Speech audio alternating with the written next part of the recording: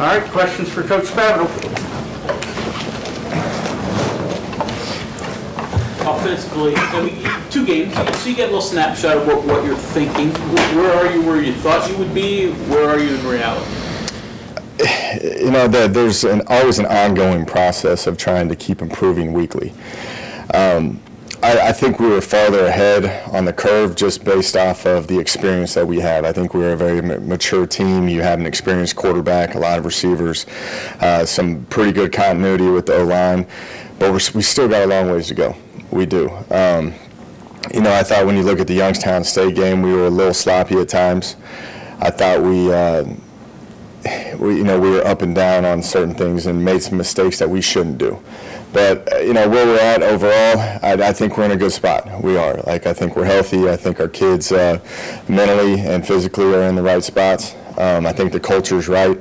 You know, the rest is just making sure that we continue to improve each week. Look at that another way, Jake. The things that you wanted to improve on from last year, how has that stepped up this year? I think it's improved a lot. You can kind of look at how we've sustained these 10 to 14 play drives. You know, that's something that we look at in terms of efficiency. And, you know, you look at the Tennessee game, I thought we were pretty efficient across the board. We've had, you know, 20 drives on the year. We've had 10 drives each game. And for the most part, I think we've been sustaining drives. You know, our critical downs are a lot better than what we've had in the past. You know, we just got to keep pressing forward in terms of making sure we're consistently playing at that high of a level. But efficiency has been the main thing that I think has changed us on who we are. We're not playing at an ultra, you know, fast pace. We're trying to get into the proper play calls, and you know, you see at times, like with Will in the first drive, you saw him trying to make that big explosive play, tried to extend some things that, you know, he hadn't done in a while. But after the first drive, he came off the sidelines and he got right back into the flow of how we normally are. And I thought he was, you know, for the most part, really efficient after that first drive. Jake, how are you? Your mindset changed with using your 4 backs. And I think in the Tennessee game, Dane had said you wanted to use Kennedy as the second half guy. I think. Well, how do you go about that? Say, do I change my 4th quarterback? How do you go about that, using those guys based on what you've seen so far? This is for the running backs, you're saying? Yeah, yeah, that's always been a tough question, you know. And I thought this past game when we had 75 snaps, you end up getting those guys a lot more touches, but.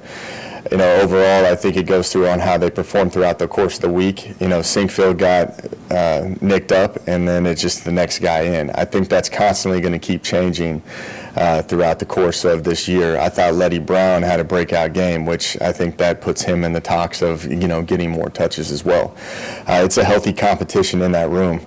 It brings out the best in all of them. You can see how all 4 of those running backs are running at a pretty, you know, good pace when they're in that game, because they understand that, you know, they've got to perform. If not, the other guy's going to step in and play. But I don't have a science to, you know, in the 4th quarter we want this guy. I think that just naturally plays out, and he's the freshest back going in, and he's got to up his play. So I think it just works out on its own right now. Does having a 215-pounder in the 4th quarter influence you maybe? A guy that's maybe harder to tackle that can be physical and when a guy's retired? He looked good, didn't he?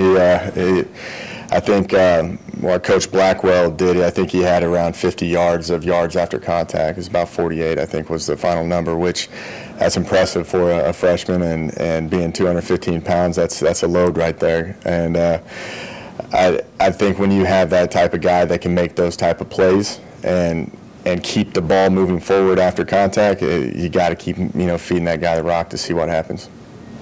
You talked about after the Tennessee game, they're playing for Letty was mainly just short yard situation, and all this just situationally put him in there. But was it a different plan for him on Saturday, and how much has it changed since then after that big game against Youngstown? We went in, we were going to give him more touches. You know, there's so many unknowns with the first game. You don't know how a freshman is going to react to the environment that he was put in. But we were going to up his touches. not just in the short yardage packages, but in the open field. And I think with sink field going out, it just upped him even more. And when you got to the end of the game, he was the guy that we just kept feeding the ball because it was a good opportunity to get him more touches and get him more experience. Jake, there's often a trend toward trying to label players as he's a power back, he's a speed guy, he's a whatever. Do you consciously try to avoid that trap, and are there, so that you don't pigeonhole a guy with a particular play or set of plays? Yeah, and also I thought that Letty did a really good job in terms of protection. There was a lot of safety blitzes and Sam linebacker blitzes that he stayed on his point and he protected the quarterback, which that just shows the maturity of that kid, which that's going to naturally get him out of that mold of always being just a short yardage back, or when he comes in the game, we're always going to hand the ball off to him. So I think he, with the more reps that he has, he's just naturally going to get out of that mold. Week 1 at Tennessee, before he gets a handoff, he asked Will, and points for something, and still got the ball. Did you see that progression from week 1 to week 2 of pre-snap? I think when Coach Blackwell heard that story, they had a pretty good conversation after that and cleaned that up.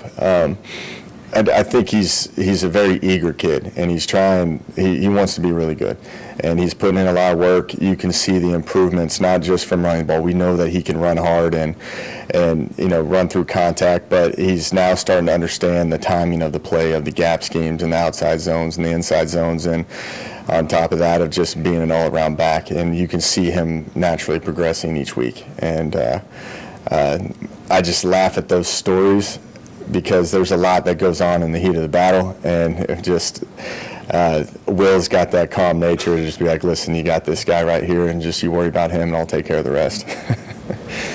Curious, you're averaging whatever it is, 560, 70 yards a game, and score 92 points. Haven't had a bunch of chunk plays like you normally do. What do you make of that? What do you read out of that from your offense? I think it's how they're playing Will. I think that going into the season, a lot of teams are looking at how we were throwing the ball last year, and a lot of their mentality is that they're going to keep everything in front of us and force us to run the ball and make us be an efficient offense, which we kind of saw the writing on the wall for this, and we knew we'd be in these situations. But just you do that consistently, that it's going to eventually, if you're running the ball effectively, it's going to get those safeties more involved, the linebackers more involved, that you're going to be able to hit these deeper passes down the field. And you saw that really in the second half with, Gary caught a couple of deep balls, and you saw that in the Tennessee game in the second half where we were running the ball and more, and they started loading up the box and giving us opportunities on the perimeter. So I think that's just part of the chess match that we got to play each week on just how they're going to come out and play us. And I think we've got answers for all of it, and just keep focusing on being the most efficient offense we can possibly be. Jake, there's a lot of negatives, obvious negatives coming out of if you don't play this game this week. What positives come from that? You know how I am. I want to play them. The thing is we've got the game plan in. We've put the work in as a coaching staff. We're going to execute it out there again today. It's just part of the process. I don't know if there's any positives you get out of it. We're not playing it because you would like to get an extra game underneath your belt going into conference play. But those are the things we can't control, and we just focus on. Right now it's just focus on being NC State. A little extra time to heal up and that could be for sure a positive. Definitely help with the guys that got bumps and bruises. An off week's always going to be good on the kids from a recovery standpoint. But from a coach's standpoint, you've got to keep challenging these kids, and you got to keep getting better, because it is a long season, and there's a lot of mistakes that we had in this past Youngstown game that we need to improve on. And you just got to keep staying the course with these guys and stay with the process, because we can't be playing our best ball right now. Championship teams are going to have to be improving weekly for us to make a run at it. For the players that you have that are whose families might be in the path of the storm, their hometowns, have you talked to any of them? Or are they talking? How do you feel like they're dealing with that? I bet you they're having a lot of conversations. I haven't really talked much with the players because of their off day yesterday, and we were game planning the entire time. So, but I bet you all the kids have a plan of action on what they're trying to do. You had some penalties in the last game that you didn't have in the first one. Pre-snap stuff, holding. What's the message to your guys? Obviously, beyond don't do it. Were the holds from what you saw on tape? Were they legitimate holds or? There's opinions on all those. You can call holding every single play. You've probably heard that said a ton of times, but that's the way it is. They got called for a holding. We need to be cleaner with our technique. And some of it goes down to effort and moving your feet and hand placement. And the challenge to the offense after the game in our unit meeting on Sunday was about improving with our technique. We can't afford to have 8 penalties, and not just 8 penalties. We had, 4 ball security, situations where the ball was on the ground. We can't afford that either. We also had 4 negative plays. We've got to eliminate the negative plays, the penalties, the ball security issues, the things that we can control. I always tell them that holding is going to happen, but the thing that we've got to coach off of it, and we got to correct it as an individual in terms of technique. Doesn't that kind of play into what Pelini wanted to do, make you drive down the field and screw up, that kind of thing? Does that lead into that? Yeah, it is. And I thought that was the negative part of our unit meeting was the penalties. And, when you're playing a team that's in that bend, don't break mentality, that's tough to overcome at times. And I thought from an adversity standpoint, I thought they did a really good job of overcoming those longer situations. Because I think on every single penalty that we had, we overcame it at some point, which is a testament to them on understanding how they're playing you and being efficient, getting the ball in play, always moving forward. But those penalties are crushing us right now. And when we get into tight battles, that's not going to play into our favor. What we saw out of Sims last week is going to be a weekly happening. How different and more explosive does that make your offense, and does it affect the use of tight ends? Yeah, Pelini's game plan was take Davis Sills out of the game. He had 2 or 3 guys on him at all times, so that's naturally going to open up someone else. And that's what we've talked about so much, is that if you elevate your play, you're going to open up other people. And we want everybody on the perimeter playing at a high level, right? Because that puts a lot of stress on defensive coordinators on who they're going to try to take away in the game plan. And if you can get the run game going more efficiently and effectively, then yeah, it's kind of a pick your poison type deal. But just to see Marcus, we knew that he's capable of doing that. That was good just to see it happen. It's been great to see Gary finally getting in the end zone, which he's got 4 of them now, which is good to see other people having success, because the focus on this past game was to try to take Sills out of the game. Jake, with your running stuff, the 2 running backs at once, correct me if I'm wrong, not as much last year. Yeah, not as much. More this year. More. And all the motion and just the sleight of hand stuff you can do too. What is that opening up, and how much is left that you can still present? Yeah, again, it goes down to the conversations that we've had about, how do you play all 4 of these running backs? And that's where that package increases, because we think we got 4 good ones that, you can create packages to get them on the field, because I think they got great ball skills, so you can motion them out and put them on routes. At the same time, you can hand it off and get into screen games and everything of that nature as well. So you're going to keep continuing to see more packages of that. Another thing is that I'm trying not to be so heavy with the tight ends, because we don't have very many of them right now. You can't afford to just run Wesco out there for 65 plays of the 75 plays. You got to get a little bit creative.